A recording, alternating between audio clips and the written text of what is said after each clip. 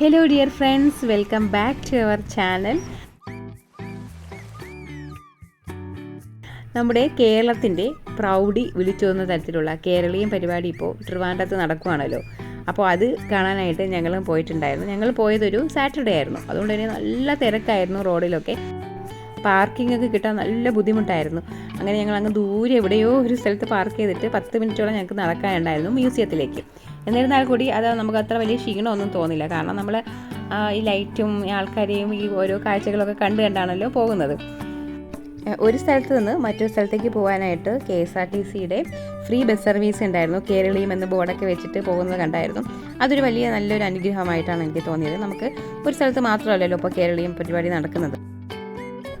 അങ്ങനെ ഞങ്ങൾ നടന്ന് മ്യൂസിയത്തിനകത്ത് കയറിയിട്ടുണ്ട്. ഇവിടെയും ഒട്ടും കുറയാത്ത രീതിയിൽ തന്നെ എല്ലാ സ്ഥലവും നല്ല ഭംഗിയിൽ ലൈറ്റിങ്ങൊക്കെ ആയിട്ട് അലങ്കരിച്ച് വെച്ചിട്ടുണ്ട്. ഓരോ കളറിലും ഓരോ ഷേപ്പിലുള്ള ലൈറ്റുകളൊക്കെ കാണാൻ നല്ല ഭംഗിയുണ്ടായിരുന്നു.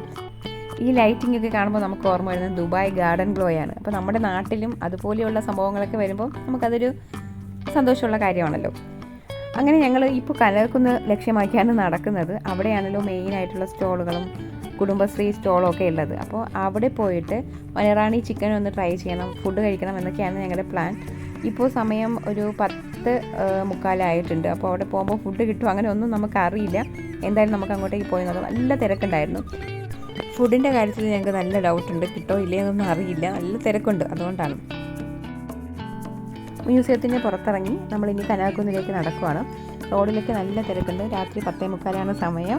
എല്ലാവരും റോഡിലുണ്ട്. നമ്മുടെ സിറ്റിയിൽ ഇത്രയും ലൈറ്റിങ്ങും ഇത്രയും കളർഫുള്ളായിട്ടൊക്കെ അലങ്കരിച്ച് വെച്ചിരിക്കുമ്പോൾ നമുക്ക് വീട്ടിൽ കിടന്ന് ഉറങ്ങാൻ പറ്റില്ലല്ലോ. ഇതൊക്കെ നമുക്കൊന്ന് കാണണ്ടേ. അതിനുവേണ്ടി എല്ലാവരും, ഞങ്ങളെപ്പോലെ തന്നെ എല്ലാവരും റോഡിലുണ്ട്.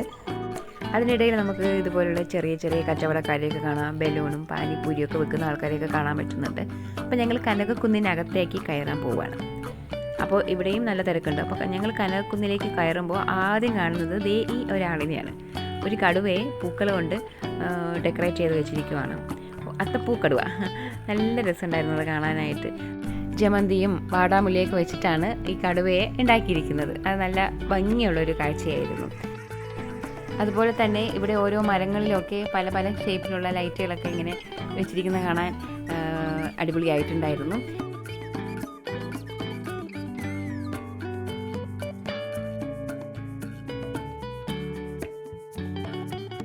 അത് തൊട്ടടുത്തായിട്ടാണ് പോലീസ് കൺട്രോൾ റൂം വരുന്നത്. അവിടെ ഇങ്ങനെ CC ക്യാമറയുടെ എല്ലാ വിഷ്വൽസും നമുക്ക് അവിടെ കാണാൻ പറ്റും. എല്ലാ ഭാഗത്തുള്ളതും നമുക്ക് നമ്മളെ തന്നെ ലൈവായിട്ട് അപ്പോൾ കാണാൻ പറ്റുന്നതാണ്. ഞങ്ങളിതേ നിൽക്കുന്നത്. നിങ്ങൾ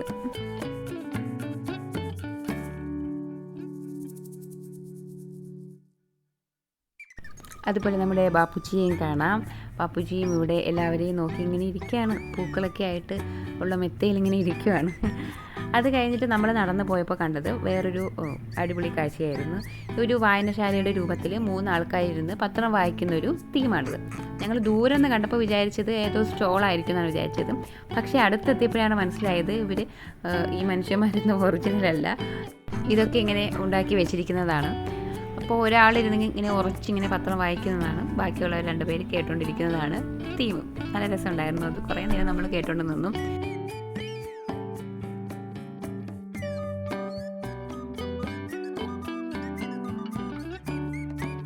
അടുത്ത് ഞങ്ങൾ കയറിയത് ഫ്ലവറിൻ്റെ ഒരു സ്റ്റോളിലായിരുന്നു. അവിടെ പല തരത്തിലുള്ള ബൊക്കയും ഫ്ലവറൊക്കെ ഇങ്ങനെ അറേഞ്ച് ചെയ്ത് വെച്ചിട്ടുണ്ടായിരുന്നു. കല്യാണത്തിനും ഓരോ ഈവൻസിനും ഒക്കെ ചെയ്യുന്ന രീതിയിലുള്ള ഫ്ലവർ വർക്കുകളാണ് അവിടെ ചെയ്തിരുന്നത്. നല്ല ഭംഗിയുള്ളൊരു സ്റ്റോളായിരുന്നത്. പല തരത്തിലുള്ള പൂക്കൾ, പല കളറിലുള്ള പൂക്കളും ഇലകളും ഒക്കെ വെച്ചിട്ട് നല്ല രീതിയിൽ അറേഞ്ച് ചെയ്തിരിക്കുന്നൊരു സ്റ്റോളായിരുന്നു അത്. ഇവിടെ ആകർഷിച്ച വേറൊരു സംഗതി കൂടിയുണ്ട്. നമ്മുടെ ഇന്ത്യൻ മാപ്പിനെ ഇന്ത്യൻ ഫ്ലാഗിൻ്റെ കളർ കോമ്പിനേഷനിൽ അറേഞ്ച് ചെയ്തിരിക്കുന്നതാണ്. അതുപോലെ തന്നെ ഈ ഒരു കൊക്ക്, ആ കൊക്കിനെയും വെള്ള ഹാരജമന്തി വെച്ചാണ് ചെയ്തിരിക്കുന്നത്. ഇത് നാഷണൽ ഫ്ലാഗിൻ്റെ മോഡലിലാണ് മാപ്പ് ചെയ്തിരിക്കുന്നത്. ആ അശോക ചക്രം വരെ ചെയ്തിരിക്കുന്നത് ചെറിയ മൊട്ടുകളും ചെറിയ പൂക്കളൊക്കെ കൊണ്ടിട്ടാണ്. അതൊക്കെ നല്ല ഭംഗിയുള്ളൊരു കാഴ്ചയായിരുന്നു. അതുപോലെ തന്നെ വേറൊരു ഇതായിരുന്നു ഡോൾഫിൻ ചെയ്തിരിക്കുന്നത്. ഇത് നമ്മുടെ വാടാമുല്ല പൂക്കൾ ഹാരജമന്തിയും കൊണ്ട് ചെയ്തിരിക്കുന്നതാണ്. നല്ല രസമുള്ളൊരു സ്റ്റോളായിരുന്നത്. അതിൻ്റെ അടുത്ത് വേറെ പലതരത്തിലുള്ള പൂക്കളൊക്കെ ചെയ്തിട്ടുണ്ടായിരുന്നു. ഈ സ്റ്റോളിൽ നിന്ന് നമ്മൾ ഇറങ്ങുന്നത് നല്ലൊരു നടപ്പാതയിലേക്കാണ്. ചുറ്റും ലൈറ്റ് കൊണ്ട് അലങ്കരിച്ചൊരു നടപ്പാത.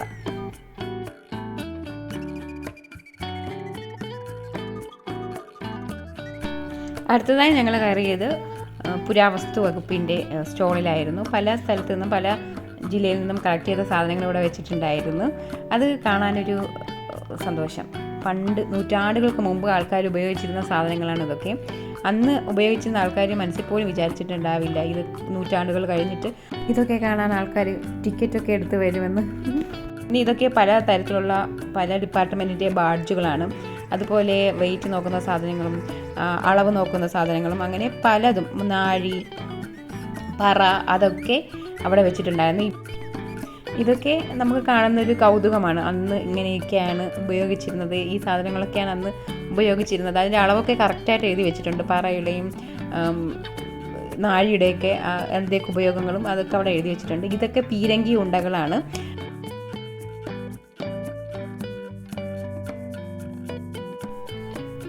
ഈ കാണുന്നത് ഒരു ആമാടപ്പെട്ടിയാണ്. ഇത് കൊണ്ടുവന്നിരിക്കുന്നത് നെടുമങ്ങാടുള്ള കോയിക്കൽ കൊട്ടാരത്തിൽ നിന്നാണ്. നമ്മുടെ നാട്ടിലുള്ള ഒരേ ഒരു കൊട്ടാരമാണ് കോയിക്കൽ കൊട്ടാരം. അവിടുത്തെ ഒരു സാധനം ഇരിക്കുന്നത് കണ്ടപ്പോൾ സന്തോഷം.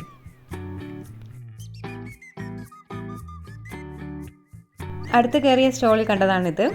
ഫാഷൻ ഡിസൈനിങ് കോഴ്സിനെ പറ്റിയിട്ടുള്ള എല്ലാ ഡീറ്റെയിൽസും ഇവിടെ നിന്ന് കിട്ടുന്നതാണ്. അപ്പോൾ ഇത് എനിക്ക് ഇഷ്ടപ്പെട്ടൊരു സ്റ്റോളായിരുന്നു. അതിൻ്റെ ഡീറ്റെയിൽസും എല്ലാം അവിടെ വെച്ചിട്ടുണ്ടായിരുന്നു.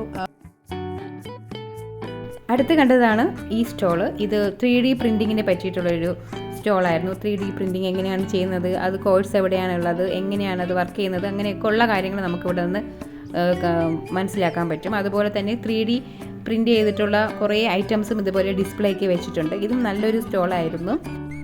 അടുത്ത സ്റ്റോള് രാജീവ് ഗാന്ധി ഏവിയേഷൻ അക്കാഡമിയുടേതായിരുന്നു. ഇവിടെ ഏവിയേഷൻ കോഴ്സിനെ പറ്റിയിട്ടുള്ള എല്ലാ ഡീറ്റെയിൽസും ഒക്കെ നമുക്ക് അറിയാൻ പറ്റുന്നതാണ് ഈ സ്റ്റോളിൽ നിന്ന്. അങ്ങനെ ഓരോ സ്റ്റോളുകളും കയറി ഇറങ്ങി സമയം പോയത് അറിഞ്ഞതേയില്ല.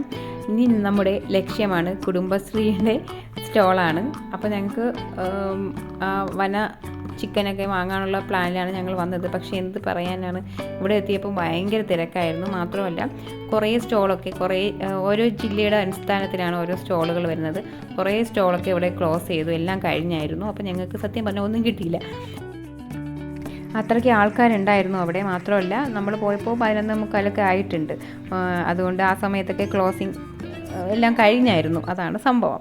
അപ്പോൾ ഇത്രയേ ഉള്ളൂ ഇന്നത്തെ വീഡിയോ. ഞങ്ങളുടെ കേരളീയം കാഴ്ചകൾ നിങ്ങൾക്ക് ഇഷ്ടപ്പെട്ടെന്ന് കരുതുന്നു. ഇഷ്ടപ്പെട്ടാൽ ലൈക്ക്, സബ്സ്ക്രൈബ്, ഷെയർ ചെയ്യണേ. Thank you for watching. Bye bye.